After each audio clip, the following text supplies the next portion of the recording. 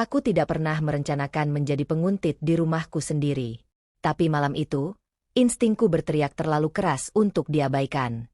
Aku pura-pura pergi dinas, padahal aku bersembunyi dalam mobil sewaan di seberang rumah, mengawasi suami dan ibunya yang selama ini tampak rapuh. Namun saat mereka mengira aku jauh, rumah itu berubah. Lampu mati. Gerbang terbuka sendiri. Sebuah van hitam masuk tanpa suara. Dan sejak detik itu, aku tahu, malam ini aku bukan lagi istri. Aku saksi rahasia keluarga mereka. Cerita ini adalah cerita fiksi yang diambil dari kehidupan nyata. Nama, tempat, dan cerita dibuat untuk tujuan hiburan. Mohon maaf jika ada bagian yang menyentuh pengalaman pribadi. Semoga kalian diberi keteguhan hati dan hikmah dalam setiap permasalahan. Kalau kamu suka dengan cerita ini, jangan lupa subscribe, like, dan share agar jejak Lara terus tumbuh. Tulis di komentar kalian yang menonton dari kota mana saja. Rumah itu seharusnya menjadi ruang nyaman tempat aku dan Nadim membangun masa depan. Tapi sejak ibunya tinggal bersama kami 2 bulan lalu, atmosfernya berubah. Sebagai arsitek interior, aku terbiasa merasakan perubahan ruang sekecil apapun, tekanan, aliran udara, energi yang tidak sinkron. Di rumah ini, perubahannya terasa seperti retakan yang merayap diam-diam. Ratna, ibu Nadim, datang dengan alasan kondisi jantungnya melemah. Tubuhnya tampak ringkih. Suaranya pelan. Jalannya gemetar. Tapi entah mengapa, aku tidak pernah melihatnya benar-benar kesakitan. Dia selalu sakit ketika aku ada, dan selalu diam ketika aku tidak berada dekat. Awalnya aku mengabaikannya. Aku bekerja dari rumah, sehingga lelah mengurus 2 orang mungkin membuatku terlalu sensitif. Namun malam-malam berikutnya membuatku tak bisa membohongi diri. Ruang kerja Nadim terletak persis di kaki tangga. Hampir setiap malam, saat aku turun untuk minum, aku mendengar bisik-bisik dari dalam ruangan itu. Suara Nadim dan suara ibunya. Mereka tidak pernah membicarakan kondisi kesehatan. Tidak ada nada lemah di suara Ratna. Nada kuat, tegas, bahkan dominan. Berbeda 180 derajat dari perannya di hadapanku. Malam itu aku melihat pintu ruang kerja terbuka sedikit. Nadim berkata pelan, "Waktu kita tidak banyak." Ratna menjawab dengan suara yang sama sekali tidak seperti orang sakit. "Sabar. Jangan sampai dia curiga. Dia terlalu polos untuk memahami ini." Aku terpaku di tangga. Dunia seakan berhenti. Keesokan harinya, aku ingin memastikan apa aku hanya halusinasi. Ketika aku membawa sarapan ke kamar Ratna, dia kembali memainkan peran lemah. Napas tersengal, tangan gemetar, suara serak. Nadim menghindari tatapanku. Kejanggalan itu terlalu rapi untuk sekadar perasaan. Seminggu kemudian, saat aku merapikan lemari, aku menemukan botol kecil tanpa label terselip di pakaianku. Cairannya bening, tidak berbau. Nadim mengatakan itu vitamin. Tapi dia tidak pernah menaruh vitamin di antara bajuku. Dan ketika aku bertanya lebih lanjut, jawabannya berantakan. Dia bahkan tergesa-gesa membuang botol itu. Sejak itu aku tidak merasa aman lagi di rumahku sendiri. Aku perlu bukti. Sesuatu yang tidak bisa mereka bantah. Maka aku membeli 3 kamera CCTV mini. Kecil seperti kancing, tapi berkualitas tinggi. Aku tahu sudut-sudut rumah ini. Aku tahu tempat mana yang bisa membongkar kebenaran. Hari ketika Nadim dan ibunya pergi untuk fisioterapi, aku memulai rencanaku. Kamera pertamaku selipkan di rak buku ruang tamu. Kamera kedua kupasang di lorong dekat kamar Ratna. Kamera ketiga, yang paling penting, kutanam dalam pot bunga besar di dekat gerbang. Kamera itu menghadap langsung ke pintu depan. Aku menutup rapih semua jejak. Tidak ada kotak, tidak ada alat tersisa. Semuanya kubuang jauh dari rumah. Hari itu, ketakutanku berubah menjadi keberanian yang dingin. Esoknya, aku bilang kepada Nadim bahwa aku akan dinas keluar kota selama 3 hari. Wajahnya kaget, tapi bukan kaget biasa. Ada semacam antisipasi. Saat aku mengemudi menjauh, aku tahu, malam nanti, rahasia rumah ini akan mulai membuka dirinya. Aku memarkir mobil sewaan di ujung jalan, cukup jauh agar tidak mencolok, tetapi cukup dekat untuk menangkap sinyal dari kamera di pot bunga dekat gerbang. Malam itu udara lembab, dan aku bisa merasakan denyut jantungku mengikuti ritme bergoyangnya lampu jalan. Di layar ponsel, Halaman rumah tampak biasa saja. Tidak ada aktivitas, tidak ada bayangan, tidak ada yang bergerak. Terlalu tenang. Seolah rumah itu menunggu sesuatu. Aku duduk bersandar di kursi, mengatur napas, mencoba meyakinkan diriku sendiri bahwa ini tindakan yang tepat, bahwa aku tidak berlebihan. Tapi setiap kali aku mengingat bisikan di ruang kerja dan botol tak berlabel itu, rasa takut menegaskan keberadaannya. Pukul 8 malam, suara notifikasi dari aplikasi kamera muncul. Gerakan terdeteksi di ruang tamu. Aku langsung menegakkan badan. Layar menampilkan ibu mertua berjalan melewati ruangan, tanpa tongkat, tanpa tangan gemetar, tanpa napas tersengal seperti yang ia lakukan di depanku. Langkahnya mantap, bahkan sedikit tergesa. Seluruh tubuhku memanas. Jadi selama ini semua sakitnya sandiwara? Ia menuju dapur dengan tubuh tegap yang asing bagiku. Sesaat kemudian, Nadim masuk menyusulnya. Mereka berbicara pelan, terlalu jauh dari kamera untuk kudengar, tapi bahasa tubuh mereka berbicara. Tidak ada kepanikan, tidak ada kelemahan, hanya kesibukan dan rencana. Nadim memegang sesuatu seperti map tebal. Ratna membuka laci bawah, mengeluarkan kotak hitam kecil. Mereka memeriksa isi kotak itu bergantian. Nadim tampak gelisah, tapi Ratna, ekspresinya datar dan penuh kendali. Tiba-tiba Ratna menunjuk ke arah tangga, arah kamar tidurku. Nadim mengangguk, lalu berkata sesuatu yang membuat tubuhku meringkuk tanpa sadar. Ia berkata sambil menatap ke atas. Dia tidak akan tahu. Aku menggenggam mulutku, menahan suara napas. Rasanya seperti menjadi asing di hidupku sendiri. Pukul 10 malam, semua lampu rumah padam kecuali satu lampu kecil di lorong lantai 2. Mereka masuk kamar Ratna dan mengunci pintu. Tidak ada gerakan berikutnya. Aku menatap layar ponsel tanpa berkedip. Takut tertinggal sesuatu. 2 jam berlalu. Tepat pukul 12, kamera di gerbang mendeteksi gerakan. Aku langsung membungkuk mendekat. Jantungku memburu cepat. Gerbang rumah terbuka perlahan. Tapi Nadim tidak keluar. Yang muncul adalah seorang pria tua yang tidak kukenal. Tubuhnya kurus, bahunya sedikit membungkuk, namun langkahnya mantap. Ia berdiri beberapa detik memandangi rumah, seolah sedang membaca ruang. Kemudian ia menatap lurus ke arah pot bunga, ke arah kameraku, seakan tahu aku sedang mengawasi. Aku membeku. Pria itu melangkah mendekat, dan ketika ia berada cukup dekat, aku dapat melihat wajahnya melalui pantulan lampu jalan, wajah penuh keriput dengan sorot mata tajam seperti orang yang melihat terlalu banyak rahasia. Ia menunduk sedikit, seolah berbicara kepada kamera. Bibirnya bergerak pelan. Aku membaca gerakan bibirnya. Awas tengah malam. Sebelum aku bisa bereaksi, ia melangkah pergi, menghilang ke arah gang samping rumah tetangga. Tidak ada suara kendaraan. Tidak ada jejak. Ponselku bergetar. Notifikasi baru.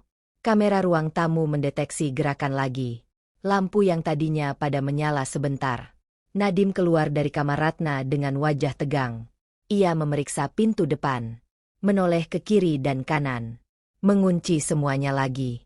Seolah ia merasa, atau diberitahu, ada seseorang yang memperhatikannya. Aku menahan napas begitu kencang sampai dadaku sakit. Pukul 1:12, suara mesin terdengar dari kejauhan. Sebuah van hitam tanpa plat depan berhenti perlahan di depan rumah kami.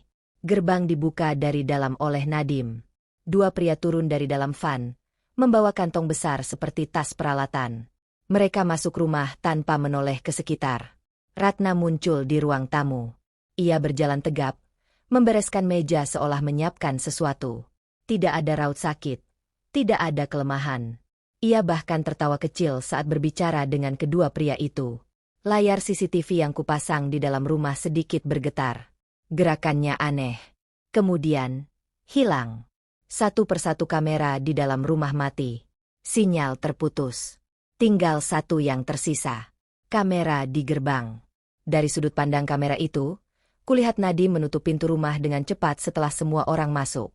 Aku menggenggam setir mobil. Keringat dingin membasahi tengkuku. Apapun yang mereka lakukan malam itu, mereka tidak ingin aku tahu. Dan pria tua tadi, siapa sebenarnya dia?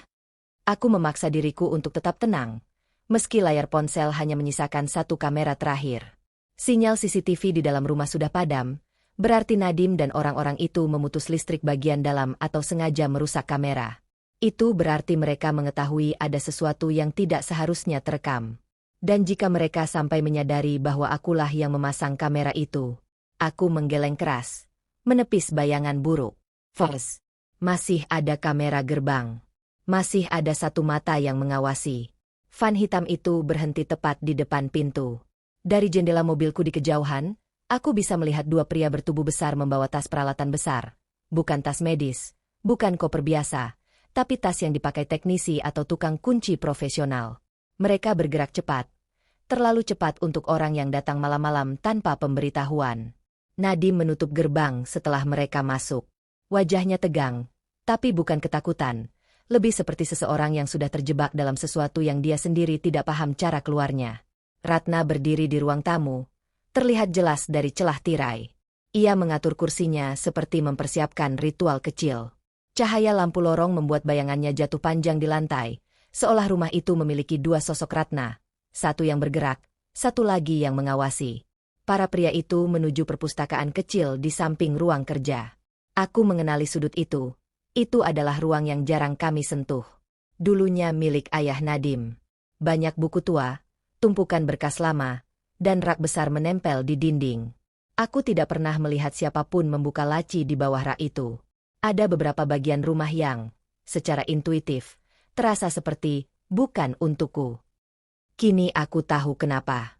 Salah satu pria membuka senter kecil dan memeriksa sudut-sudut rak. Pria lain mengeluarkan semacam alat pemindai portabel. Mereka tampak seperti sedang mencari pola di balik kayu. Nadim berdiri di samping mereka, gelisah, sementara Ratna mengamati dengan tatapan penuh kendali. Tidak ada sakit. Tidak ada sisi lemah seperti yang selalu ia tunjukkan padaku. Tatapan itu membuatku merinding. Tatapan seorang yang tahu apa yang dia sembunyikan, dan tahu betapa berharganya rahasia itu. Beberapa menit kemudian, pria pertama menekan bagian sisi rak. Rak itu bergeser perlahan, bukan seperti pintu, tapi seperti panel rahasia. Ada suara mekanis halus, seperti sistem yang sudah lama tidak digunakan. Jantungku serasa berhenti. Di balik rak, terdapat pintu kecil berbahan metal, tinggi sekitar pinggang. Tidak berpintu gagang, hanya panel persegi datar dengan celah tipis. Pria kedua mengeluarkan alat mirip bor kecil, menempelkannya ke celah panel itu. Lampu kecil alat itu berkedip-kedip.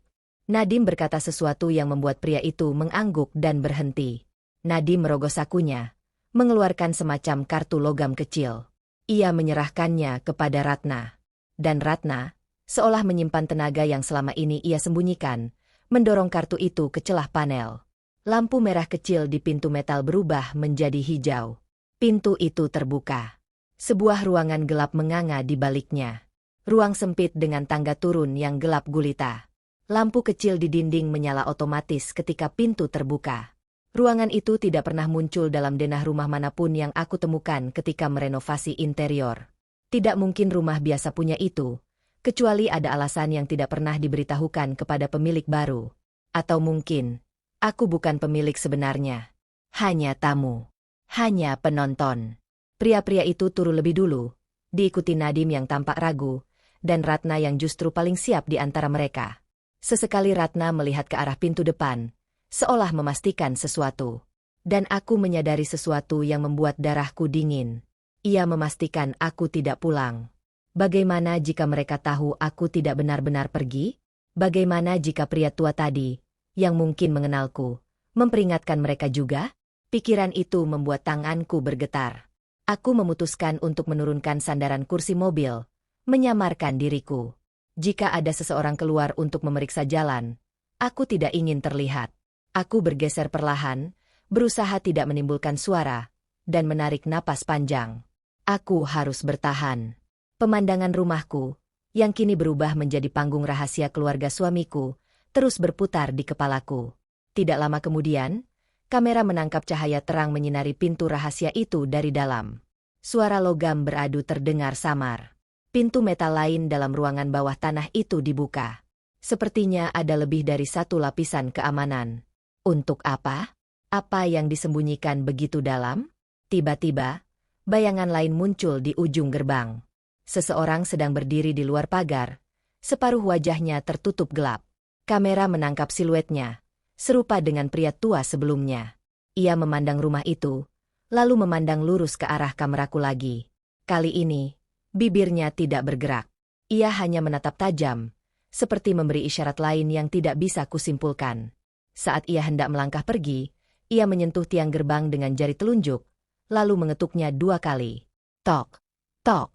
Gerakan kecil tapi mengirimkan gelombang takut ke seluruh tubuhku. Hanya sedikit orang yang tahu itu, sinyal untuk masih ada sesi berikutnya. Itu kode lama yang pernah kutemui ketika belajar desain rumah peninggalan kolonial, terutama rumah-rumah bangsawan yang menyimpan ruang rahasia. Pria itu tahu sesuatu tentang masa lalu rumah ini. Jauh sebelum aku masuk ke dalamnya. Detik itu aku sadar. Apapun yang kulihat malam ini, baru awalnya. Sejak malam itu, setiap detik terasa seperti berada di lorong sempit tanpa cahaya. Aku kembali ke rumah saat fajar, sebelum Nadim dan Ratna bangun. Tubuhku kelelahan, tapi pikiranku terlatih untuk tetap awas. Aku masuk pelan-pelan, mencatat setiap perubahan, setiap benda yang terasa bergeser, setiap suara yang sedikit berbeda dari biasanya. Dan seperti yang kuduga, suasana rumah berubah. Bukan karena ada yang rusak atau berantakan, tapi karena semuanya tampak terlalu rapi. Terlalu berhati-hati. Seolah mereka menyembunyikan sesuatu yang penting pada malam sebelumnya. Sarapan berlangsung hening. Nadim terlihat sangat lelah. Gurat wajahnya memantulkan malam panjang yang jelas bukan untuk tidur. Ratna duduk di kursinya seperti biasa, kembali menjadi perempuan lemah yang harus dibantu mengangkat gelas. Tapi aku telah melihat kebenaran. Kerapuhan itu hanya kostum. Namun ada satu hal yang baru. Liontin yang tergantung di leher Ratna. Aku hampir tidak mengenalinya pada awalnya. Bentuknya kecil dan tampak sederhana, seperti liontin oval berwarna perak kusam. Tapi permukaannya punya pola samar, pola yang pernah kulihat di panel pintu metal rahasia itu. Bukan ornamen estetis. Itu bentuk mekanisme. Liontin itu bukan perhiasan. Itu kunci. Dan mungkin, kunci utama. Seharian aku memperhatikannya dari kejauhan. Ratna tidak pernah melepas liontin itu. Bahkan ketika mandi sore, ia memegangnya sesekali dengan gerakan refleks, seperti seseorang yang takut kehilangan sesuatu yang sangat penting. Ini menguatkan satu hal, apapun yang ada di dalam ruangan bawah tanah itu, hanya bisa dibuka dengan liontin tersebut. Sore menjelang malam, aku mendapat pesan tak dikenal. Hati-hati dengan pintu kedua. Nomornya tidak tersimpan.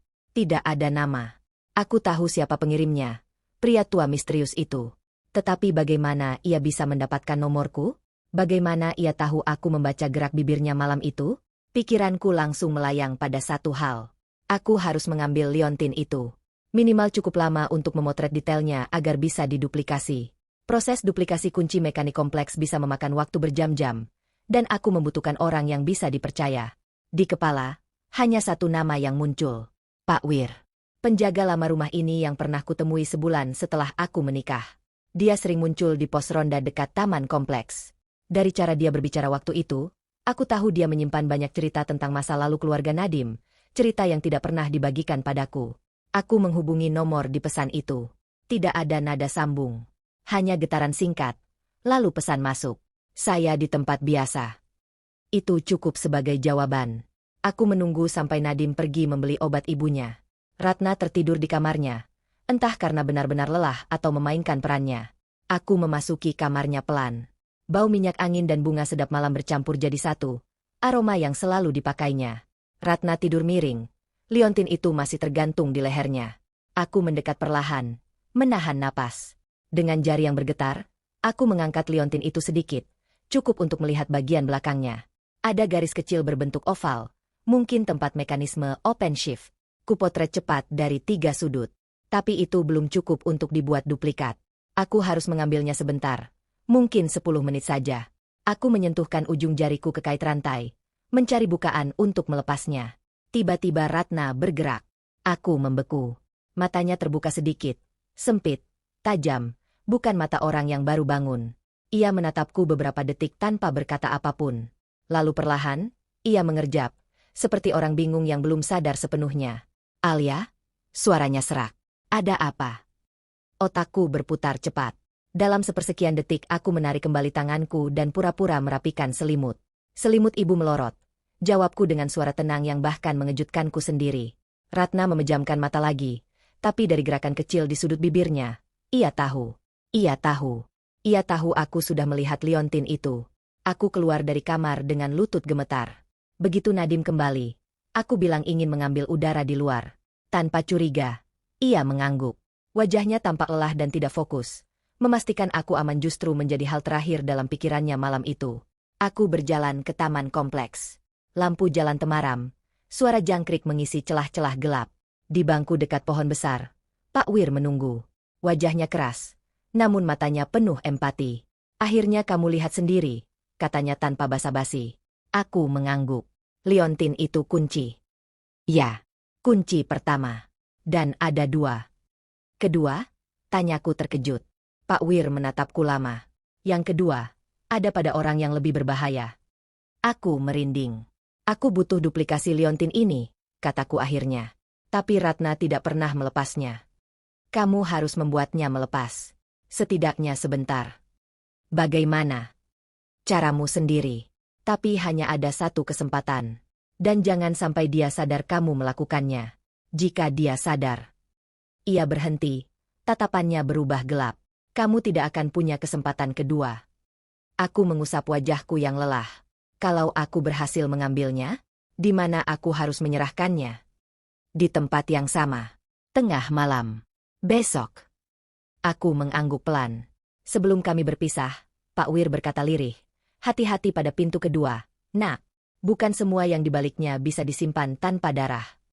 Aku pulang dengan langkah gontai, tetapi tekadku sudah bulat. Aku akan mengambil liontin itu, apapun risikonya. Karena satu hal kini pasti. Di rumah ini, aku bukan lagi istri. Aku saksi. Dan mungkin target.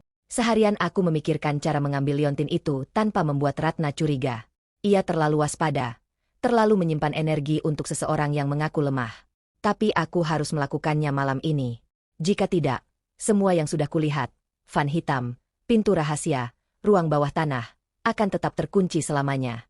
Dan aku tidak bisa lagi hidup dalam rumah yang menyembunyikan sesuatu dariku. Aku menyiapkan teh hangat kesukaannya. Ratna selalu minum sebelum tidur, dan Nadim sering memberinya obat untuk mengurangi nyeri. Aku ingat botol tak berlabel yang kutemukan di pakaianku. Obat yang sama masih ada di meja kecil ruang kerja Nadim. Aku tidak tahu apa isinya, tapi Ratna selalu terlihat mengantuk setiap kali meminumnya. Mungkin itu bisa membantuku. Nadim pulang terlambat malam itu. Wajahnya penuh tekanan, seperti seseorang yang terjepit antara dua dunia. Dia memelukku singkat, tapi ada jarak yang tidak bisa lagi kujelaskan. Aku tahu dia menyayangi ibunya. Tapi apakah ia menyayangiku? Atau hanya memintaku tetap ada demi menjaga rahasia keluarga mereka? Aku mandi dulu, katanya lelah. Suara air dari kamar mandi menjadi kesempatan kecil bagiku. Aku mengambil secuil obat tidur milikku, bukan yang dari lemari Nadim. Aku tidak tahu seberapa kuat obat yang digunakan Ratna sebelumnya. Aku tidak mau membahayakannya. Aku hanya butuh ia tidur sedikit lebih nyenyak agar Kui dapat melepas liontin itu beberapa menit. Kubiarkan obat itu larut di dalam tehnya. Kupikirkan berkali-kali, ini bukan kejahatan. Ini bertahan hidup. Aku mengetuk pintu kamar Ratna pelan. Bu, saya bawakan teh hangat. Ia tersenyum lembut. Senyum yang terlalu manis bagi seseorang yang telah kutemui berjalan tegap tengah malam. Terima kasih, Nak Alia. Kamu selalu perhatian. Aku duduk menemaninya.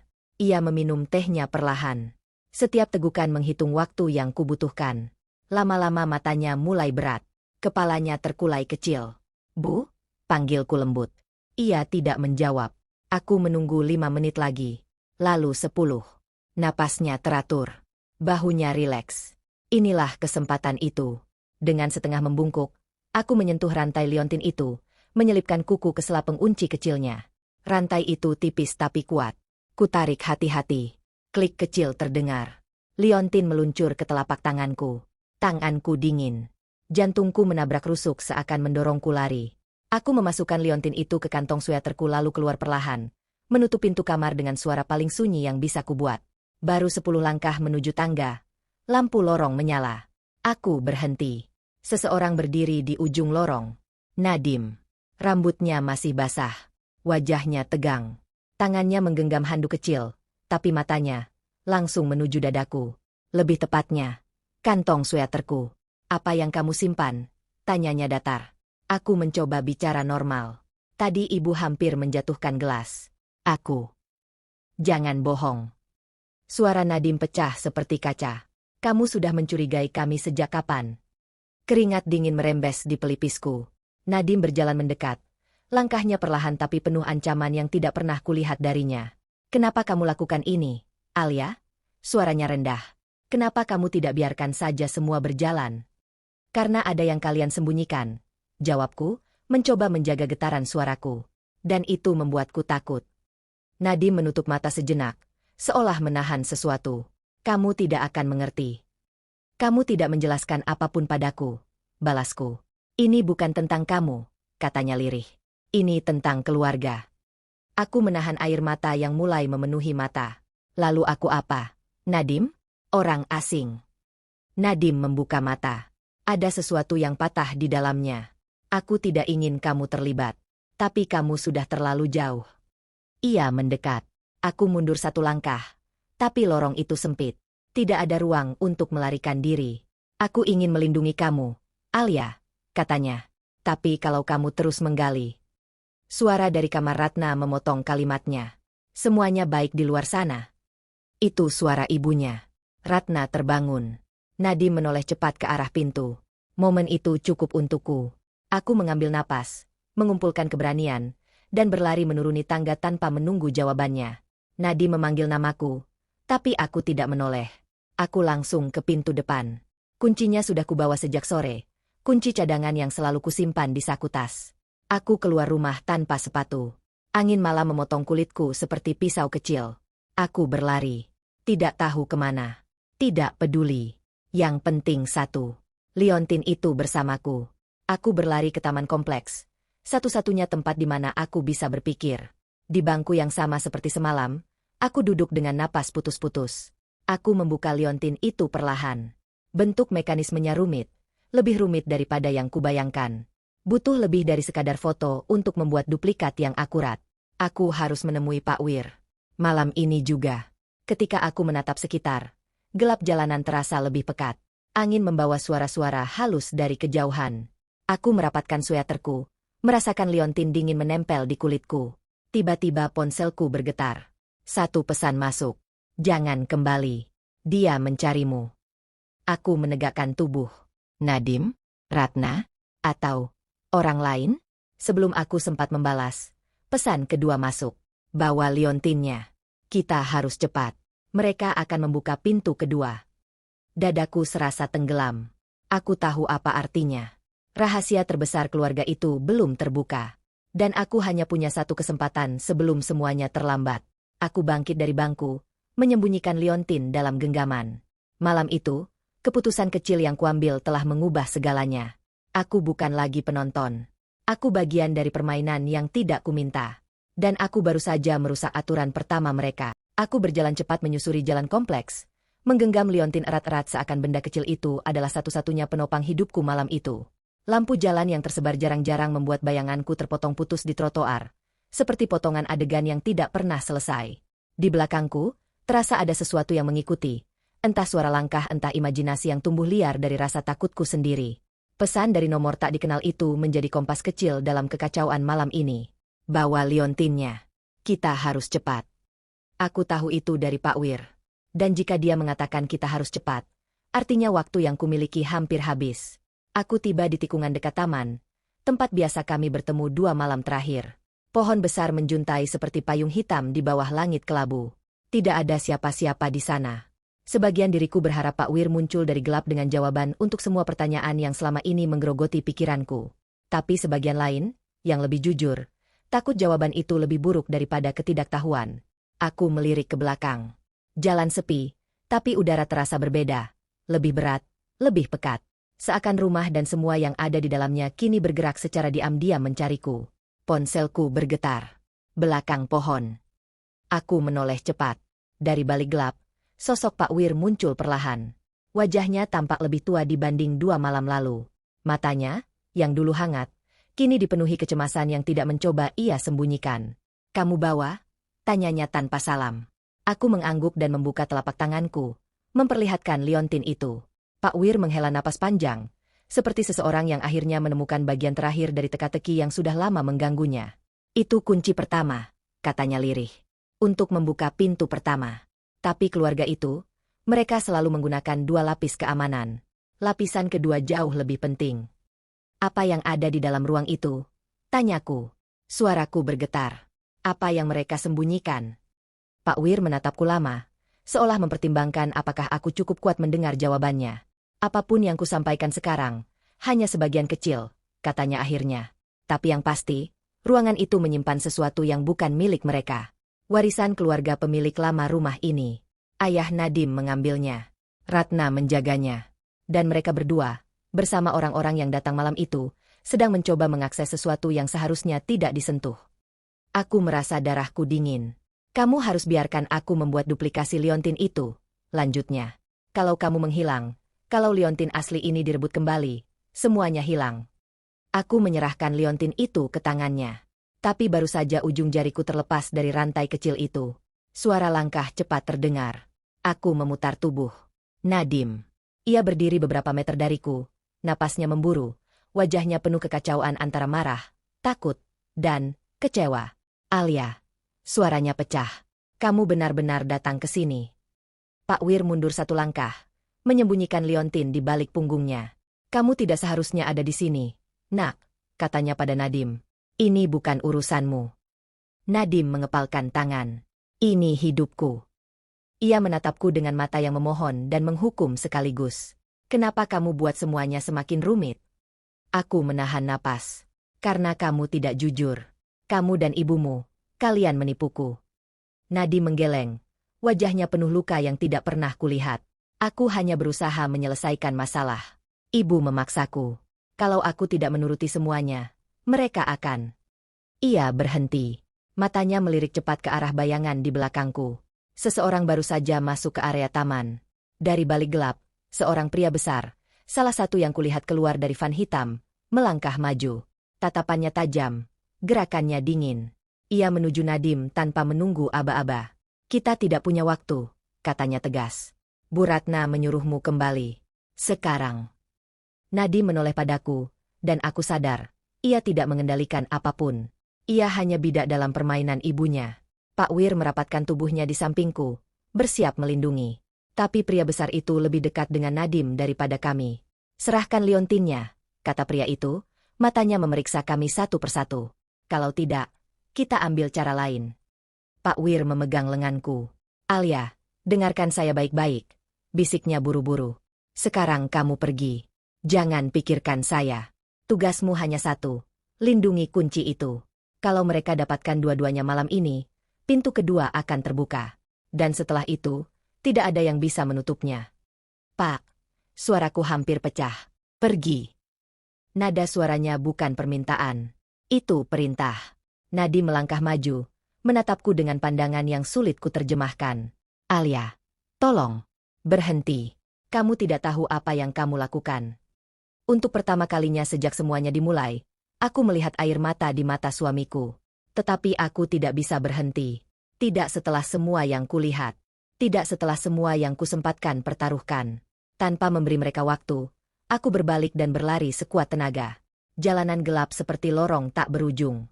Di belakangku terdengar teriakan Nadim, suara langkah berat pria besar itu, dan suara Pak Wir yang mencoba menghalangi mereka. Aku tidak menoleh. Aku hanya berlari. Liontin duplikasinya belum ada. Tapi liontin asli masih belum kembali ke tangan mereka. Dan selama itu belum terjadi, masih ada kesempatan bagiku untuk mencegah pintu kedua dibuka. Aku tiba di perempatan dan berhenti mendadak. Bukan karena lelah, tapi karena perasaan aneh merayap di tulang belakangku. Seseorang mengikutiku. Dari bayangan pepohonan, aku melihat siluet itu. Sosok yang berbeda dari Nadim dan pria besar tadi. Siluet yang lebih tinggi dan lebih kurus. Siluet yang sudah muncul 2 kali malam sebelumnya. Pria tua itu. Ia tidak bergerak, hanya berdiri di sana, menatapku dengan mata yang tidak memamerkan niat apapun. Aku menutup mulutku, menahan napas gemetar. Malam itu, di perempatan yang hanya diterangi lampu redup, aku sadar. Ada lebih dari satu pihak yang menginginkan pintu itu terbuka. Dan ada lebih banyak lagi yang menginginkan pintu itu tetap tertutup. Pertanyaannya tinggal satu. Aku berdiri di sisi siapa?